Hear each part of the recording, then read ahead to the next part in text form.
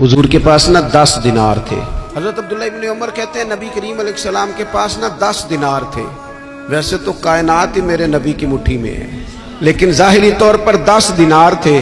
حضور ایک دکان پہ گئے، 4 دینار کا حضور نے ایک جوڑا خریدا، کپڑے خریدے۔ وہ قمیض حضور نے پہنی تو ایک انصاری آگے بڑھ کے عرض کرنے لگے حضور میرا بڑا دل کر رہا ہے، یہ مجھے نہیں دے دیتے آپ؟ تو حضور خوش ہو گئے۔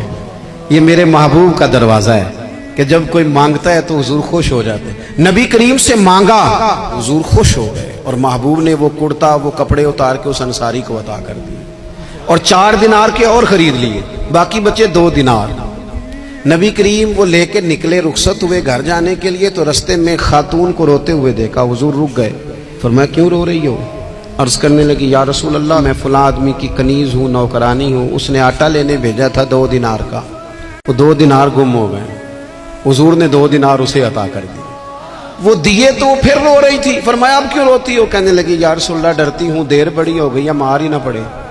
تو حضور نے فرمایا چل نہ، میں تیرے ساتھ چلتا ہوں۔ حضور ان کے گھر گئے، وہ اہل ایمان کا گھر تھا جن کی وہ کنیز تھی، جا کے کہا السلام علیکم، اندر سے جواب ہی نہیں آیا۔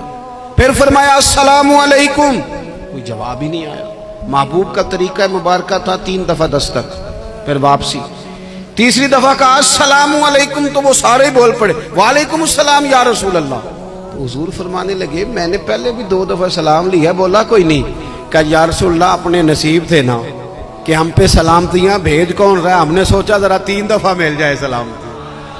محبوب کریم علیہ السلام فرمانے لگے یہ تمہاری کنیز وہاں کھڑی رو رہی تھی، اس بیچاری کے 2 دینار گم ہو گئے تھے، اسے دوبارہ سامان لاتے کچھ دیر ہو گئی، اس پر سختی نہ کرنا، مارنا نہ۔ غلام کہنے لگے حضور اس خاتون کے قربان جائیں جو ہمارے کریم رسول کو ہم جیسے غریبوں کے گھر تک لے آئی ہے، مارنا کیا، ہم اسے آزاد کرتے ہیں، یہ آزاد ہے اللہ کی رضا کے لیے۔ یہ دیکھو یہ میرے نبی پاک کا انداز ہے۔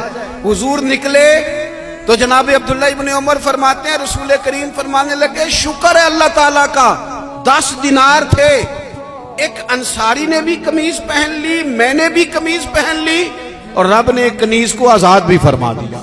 یہ انداز ہمیں نبی کریم نے دیا ہے کہ ہم اپنے دولتوں میں، اللہ کی عطاؤں میں غرباء کو، قریبیوں کو، رشتہ داروں کو، بہن بھائیوں کو تھوڑا شریک کر لیں، تاکہ وہ جو آسودگی اللہ نے ہمیں دی ہے اس میں سے دوسروں کو بھی کچھ نفع ملے۔